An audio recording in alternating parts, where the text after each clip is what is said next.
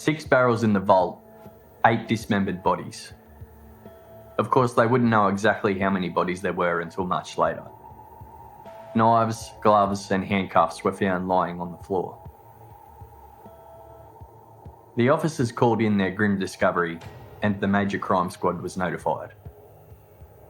A full forensic team was in attendance and got to work processing the crime scene. Everything was carefully recorded and photographed. A grisly task you can't even begin to imagine. Early the next morning, the 21st of May 1999, John Bunting, Robert Wagner and Mark Hayden were arrested by detectives. As no identifications had been made yet, they all fronted court later that day, charged with murder of a person unknown. The arrests were what finally broke Jamie, who for so long carried the weight and guilt of what he had done and what he knew. Jamie's solicitor eventually contacted police and advised them that Jamie had information about the bodies that were found at Snowtown. Jamie ended up giving an 800-page statement over the course of 6 days. In exchange for his statement, he was told immunity from prosecution would be considered. He wouldn't find out until months later that immunity had been considered and was denied. As the investigation continued, the bodies started to be identified, and Jamie was charged with the murder of David Johnson, and he was interviewed a second time.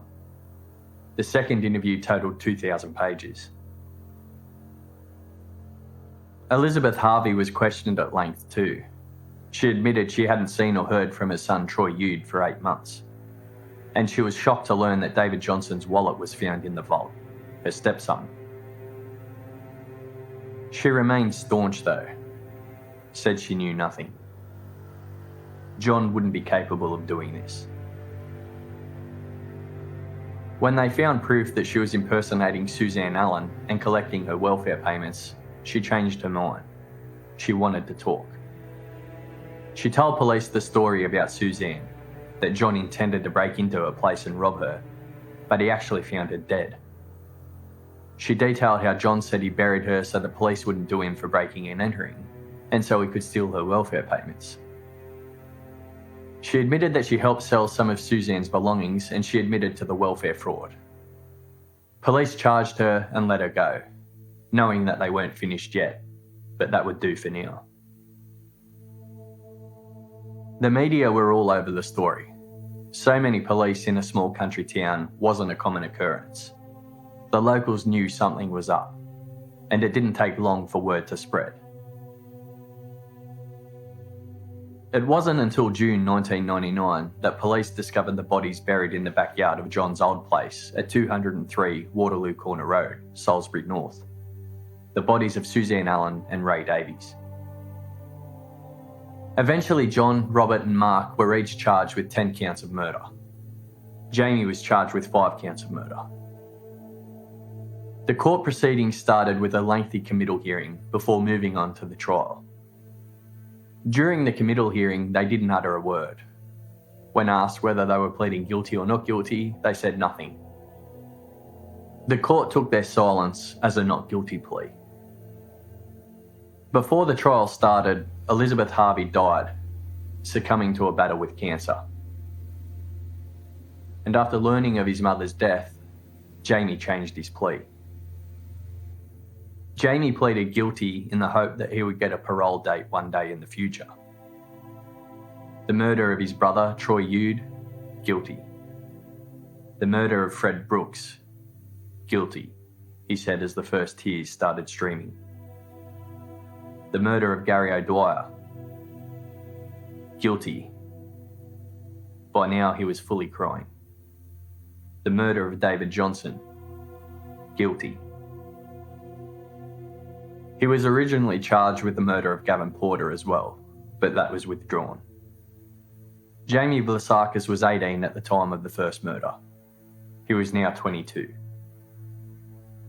Psychiatrists described Jamie at his sentencing hearing as being a young, impressionable boy who idolised John. John saw how vulnerable and impressionable he was, and he moulded him into what he wanted him to be. Jamie remained silent for so long due to his fear of John, fear of being tortured and ending up in a barrel. Jamie offered his sincere and unconditional sorrow to the victims' families. He said that he hated himself for what he did. He was given a life sentence for each murder with a non-parole period of 26 years, meaning he will be eligible for release in 9 years' time. John, Robert and Mark weren't happy when they learnt that their co-accused had turned witness against them. They taunted him in court and Jamie had to be protected. Before their trial, charges were added for the murders of Clinton Trezise, the first victim buried in the paddock, who police had now identified, and Thomas Trevelyan, whose murder they made look like a suicide. John and Robert received both charges. Mark received the charge for Clinton's murder only. The evidence against Mark for the 11 murders he was now charged with was nowhere near as strong as the evidence against John and Robert. Mark would only end up standing trial for the murders of Troy Ude and his wife Elizabeth Sinclair, and for assisting in 6 other murders. For that reason, the judge ordered that Mark be tried separately to John and Robert, out of fairness. Before his trial, Robert Wagner shocked everyone when he pleaded guilty to 3 murders: Barry Lane, Fred Brooks and David Johnson. But he maintained his not guilty plea to the 9 other murder charges. 15 jury members were selected instead of the usual 12. That was due to the graphic nature of the case and the expected length of the trial. The first jury only lasted 1 day, the judge deciding to start again when one of the original members walked out. So a second jury of 15 members was selected. The trial was long. It was 4 months before Jamie even got on the stand to testify. He remained there for 32 days. In total, the trial lasted for 11 months. There were 10,641 pages of evidence. 227 witnesses were called and over 1,000 exhibits were presented. The jury deliberated for 7 days before coming back with the verdicts. In relation to the murder of Suzanne Allen, they were unable to reach a verdict, believing it possible that John Bunting was telling the truth when he broke in and found her already dead, even though he went on to mutilate her afterwards. John Bunting was found guilty on the 11 other counts of murder.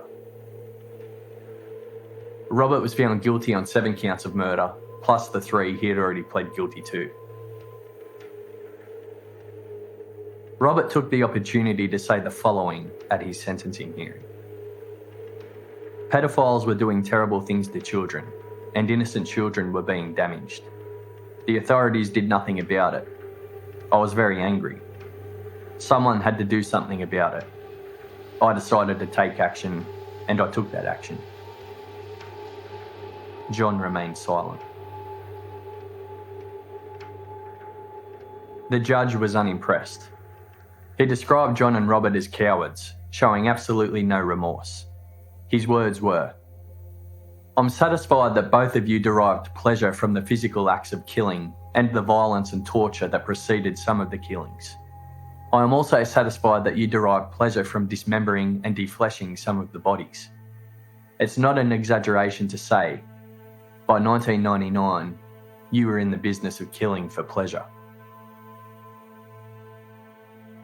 He didn't believe that either of them had a chance of rehabilitation, and they were both sentenced to life in prison with no parole date. They did later appeal those convictions, but they were unsuccessful. There was never a retrial for the murder of Suzanne Allen. The trial of Mark Hayden commenced in July 2004. He was convicted for assisting John, Robert and Jamie escape apprehension in relation to the murders of Michael Gardner, Barry Lane, Gavin Porter, Fred Brooks and Gary O'Dwyer. But the jury couldn't reach a verdict for the direct murder charges for Elizabeth Sinclair and Troy Ude. They also couldn't reach a verdict for the assisting charge for David Johnson's murder.